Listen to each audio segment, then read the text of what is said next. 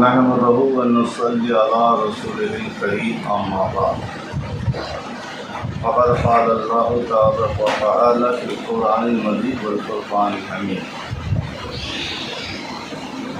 أعوذ بالله من الشيطان الرجيم بسم الله الرحمن الرحيم ولا تقولوا لمن يقتل في سبيل الله أموات صدق الله العظيم وبلغنا رسول النبي الأمين الكريم ونحن على ذلك لمن الشاهدين والشاكرين والحمد لله رب العالمين۔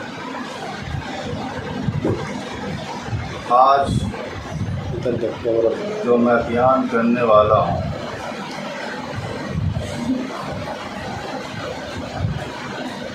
شہید کربلا کی واقعات کو بیان کریں گے۔ سب سے پہلے میں یزید کی تخت نشی یعنی تخت پر بیٹھنے تک کی واقعات کو بیان کریں گے۔ حضرت امیر معاویہ رضی اللہ تعالیٰ عنہ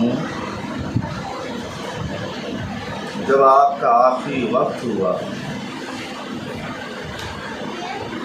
تو یزید نے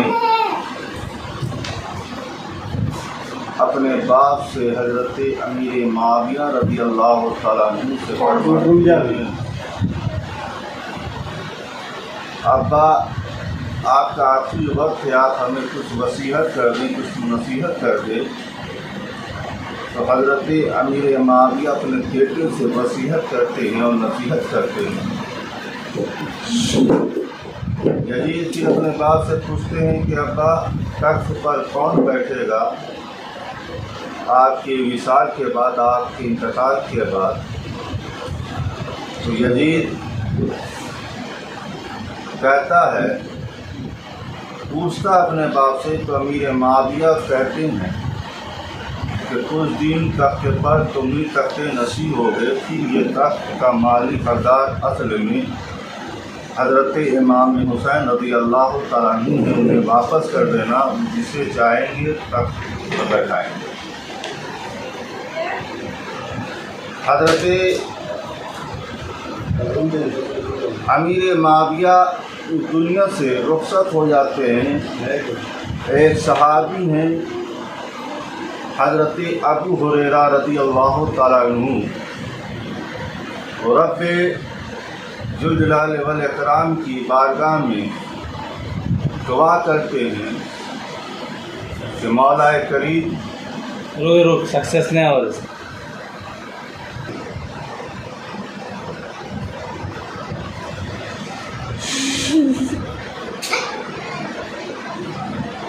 جلیل القدر صحابی حضرت ابو ہریرہ رضی اللہ تعالیٰ عنہ رب ذوالجلال والاکرام کی بارگاہ میں دعا کرتے ہیں۔ ابو ہریرہ کون صحابی ہیں؟ جو ہر حدیثوں کی روایت میں ابو ہریرہ کی روایت ملتی ہے، وہ صحابی رسول حضرت ابو ہریرہ رضی اللہ تعالیٰ عنہ اللہ کی بارگاہ میں 59 ہجری کو دعا کرتے ہیں کہ اے مولا کریم، نوجوانوں کی حکومت سے پہلے ہمیں موت عطا کر دے۔ ابو ہریرہ یہ دعا کیوں کر رہے ہیں؟ اس لیے ابو ہریرہ کی نگاہ دیکھ رہی ہے کہ نوجوانوں کی حکومت آنے والی ہے، نوجوانوں کی حکومت میں بہت فتنہ فساد پیدا ہو رہا ہے۔ حضرت ابو ہریرہ رضی اللہ تعالیٰ عنہ یزید کی تخت نصیب ہونے سے پہلے آپ وصال کر جاتے ہیں، آپ کا انتقال ہو جاتا ہے۔ مختصر یہ ہے کہ حضرت امیر معاویہ رضی اللہ تعالیٰ عنہ کے سگا سالہ بھی تھے۔ ایک چیز یاد رکھیے گا، حضرت امیر معاویہ کوئی عام انسان نہیں تھے، اللہ کے رسول کے سگا سالہ تھے۔ امیر معاویہ کے شان میں گستاخی بیادبی کرنا بھی بہت بڑا گناہ تھا۔ حضرت امیر معاویہ رضی اللہ تعالیٰ عنہ یزید کے والد تھے، ابا تھے، اور حضرت امیر معاویہ سے جو یزید نے جو وعدہ کیا تھا، اس وعدے کے خلاف وہ کام کرتا ہوا نظر آیا۔ باپ سے وعدہ کیا تھا، اس وعدے کے خلاف کام کیا ہے۔ جیسے ہی حضرت امیر معاویہ کا وصال ہوتا ہے وصال ہونے کے بعد جب امیر معاویہ دنیا سے رخصت کر جاتے ہیں، یزید تخت نشین ہوتا ہے، تخت پر بیٹھتا ہے، تو مدینے کے گورنر کو ایک خط لکھتا ہے۔ مدینے کے گورنر کو جب یہ خط لکھتا ہے، لکھنے کے بعد کہتا ہے کہ 5 لوگ سے سب سے پہلے بیعت لیجیے، جس میں 5 لوگ میں آتے ہیں حضرت عبداللہ ابن زبیر، حضرت عبداللہ ابن عمر، حضرت عبداللہ ابن عباس، حضرت عبد الرحمن بن ابو بکر اور حسین ابن علی رضی اللہ تعالیٰ عنہ سے سب سے پہلے کا اس سے بیعت لیا جائے۔ امام حسین کو حکم نامہ بھیجا جاتا ہے، گورنر ہاؤس میں بلایا جاتا ہے مدینہ منورہ کے۔ امام حسین جب گورنر ہاؤس میں پہنچتے ہیں، اس لیے وہاں کے جو گورنر ہوتے ہیں وہ عاشق رسول ہوتے ہیں۔ ابھی تک مدینہ کے لوگوں کو، مدینہ منورہ کے لوگوں کو یہ خبر نہیں ہے کہ امیر معاویہ کا انتقال ہو گیا اور یزید تخت نشین ہو گیا ہے۔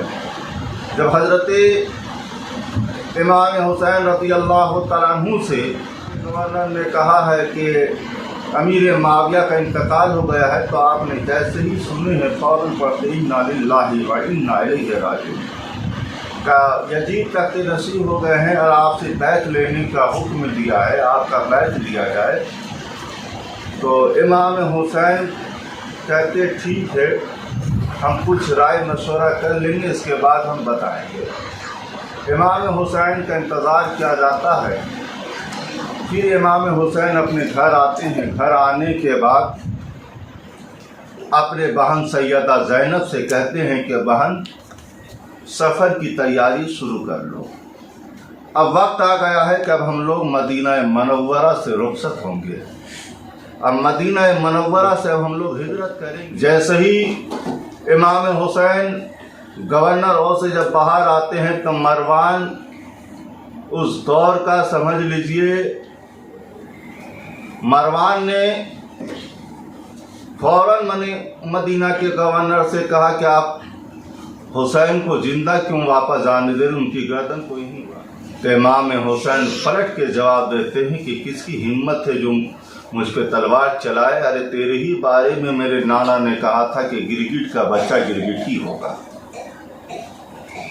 امام حسین فوراً انکار کر دیتے ہیں، جیسے عبداللہ ابن زبیر، حضرت عبداللہ ابن عباس، حضرت عبداللہ ابن عمر رضی اللہ تعالیٰ عنہ، حضرت عبد الرحمن بن ابو بکر، وہ لوگ پہلے ہی مدینہ سے ہجرت کر کے مکہ چلے گئے تھے، صرف تنہا رہ گئے تھے مدینہ منورہ میں امام حسین رضی اللہ تعالیٰ عنہ۔ آپ نے یزید کی بیعت سے انکار کر دیا کہ کسی بھی حالت میں ہم یزید کی بیعت کو قبول نہیں کرتے ہیں۔ امام حسین ادھر اپنے گھر آئے، اپنے بہن سیدہ زینب سے فرمائے کہ اب سفر کی تیاری کرو، ہم لوگ مدینہ منورہ سے رخصت ہوں گے۔ امام حسین رات کے حصے میں اپنے گھر سے نکلے ہیں اپنی امی فاطمہ کے مزار اقدس پہ حاضری دینے کے لیے۔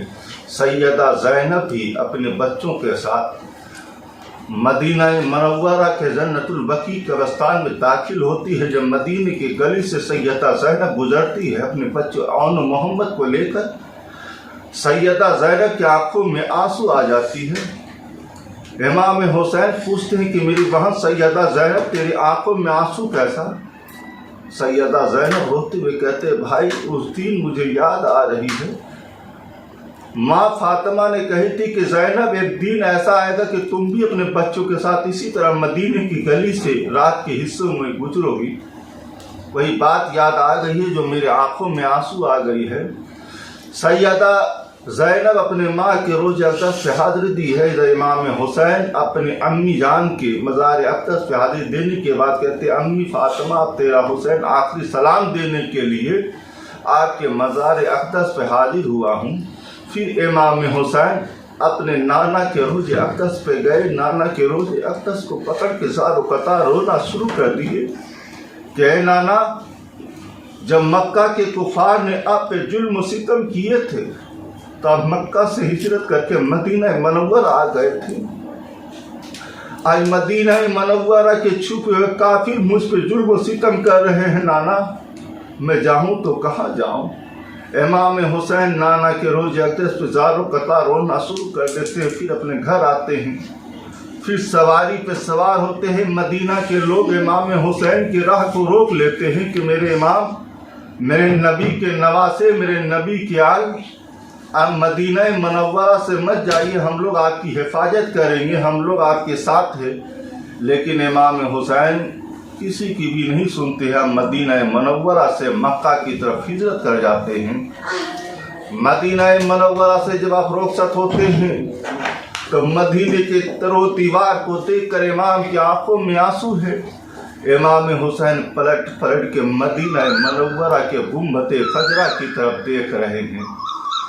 गुंबद खजरा की तरफ पलट पलट के देखते हैं। सैयदा ज़ैनब कहती है कि मेरे भाई हुसैन, बच्चों की तरह क्यों पलट पलट के देखते हो। तो इमाम अपनी बहन को जवाब देते कि मेरी बहन सैयदा ज़ैनब, मदीना मनव्वरा नाना का मुक़द्दस शहर छोड़ के जाने का जी नहीं चाहता है।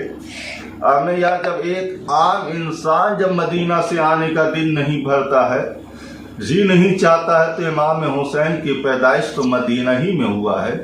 इमाम हुसैन का बचपना मदीने की गली में गुजरा है। इमाम हुसैन की जवानी तो मदीना ही में गुजरा है। तो इमाम हुसैन के दिल पे क्या गुजरी होगी। इमाम हुसैन रज़ी अल्लाह तआला अन्हु जब नबी ने मक्का के जाहिर काफिरों के जुल्म और सितम से जब मक्का से हिजरत किए थे तो रात, मदीना जब आए थे तो रात का वक्त था। जब इमाम हुसैन मदीना के छुपे हुए काफिर के जुल्म और सितम से आजिज होकर जब मदीना से हिजरत कर रहे थे, रात का वक्त है। हुसैन की किस्मत को देखो कि नाना का घर छूटा है तो नानी का घर मिला है। इमाम हुसैन जब मक्का में पहुंचते हैं तो अपनी नानी सैयदा खदीजा के घर में ठहरते हैं, रुकते हैं। मक्का वालों को जब यह पता चलते हैं कि इमाम हुसैन नबी के नवासे मक्का में तशरीफ़ ला चुके हैं, सब लोग मिलने के लिए आ रहे हैं। अब इमाम हुसैन खाने काबा में बैठे हुए हैं, लोग आपसे मोहब्बत कर रहे हैं, लोग आपसे प्यार कर रहे हैं। जब कूफा वालों को पता चला है कि नबी के नवासे मदीना मनव्वरा से हिजरत करके मक्का शरीफ आ गए हैं, तो कूफा वाले खत पे खत लिख रहे हैं, खतूत पे खतूत लिख रहे हैं कि इमाम आप मक्का से कूफा आ जाइए, हम लोग आपको अपना इमाम मानते हैं, हम लोग आपको अपना खलीफा मानते हैं। इमाम हुसैन को खतूत पे खतूत भेज रहे हैं। लेकिन इमाम हुसैन से कूफा वाले खत में ये भी लिखते हैं कि इमाम, हमने यजीद को कभी भी अपना खलीफा नहीं माना है, हम लोगों ने कभी यजीद को अपना खलीफा उनके हाथ पे कभी भी बैत नहीं करेंगे। इमाम अगर आप हमारे खतूत, अगर आप हमारे खत पर मक्का से कूफा तशरीफ नहीं लाइएगा तो हम लोग मजबूरन यजीद की बैत को कर लेंगे और यजीद की बैत को कबूल कर लेंगे। और कल महशर के मैदान में महबूब काबर को दामन को थाम कर कहेंगे, या रसूल अल्लाह, अगर हम लोगों के गर्दन में गुलामी का पट्टा यजीद का पड़ा है तो इसके जिम्मेदार हुसैन है। हम लोगों ने हुसैन को खत पे खत लिखा है, हम लोगों ने हुसैन को खतूत पे खतूत लिखा था कि इमाम आइए, आप हमारी इमामत कीजिए, आप हमारे खलीफा बनिए और आप अपने बैत में हम लोगों को लीजिए। लेकिन हम लोगों ने इमाम हुसैन को बुलाने पर भी इमाम नहीं आए तो इमाम तड़प गए, लरज गए, कहा कि आप कूफा जाना जरूरी है। इसलिए इमाम ने मक्का के लोगों से ये राय मशवरा किए, फिर आप अपने खलीफा बनाकर इमाम मुस्लिम बिन अकील को कूफा की तरफ रवाना करते हैं। आज की बात यहीं तक रहती है। फिर इंशाअल्लाह आने वाले दिन में इमाम मुस्लिम का मक्का से कूफा तक जाने की वाक़यात को बयान करेंगे, फिर इमाम मुस्लिम की शहादत तक की वाक़यात को बयान करेंगे। दुआ है रब करीम की बारगाह में मौला करीम हम सबको अपने रसूल के इत्तबा व पैरवी करने की तौफीक अता फरमा। अस्सलामु अलैकुम व रहमतुल्लाहि व बरकातहू।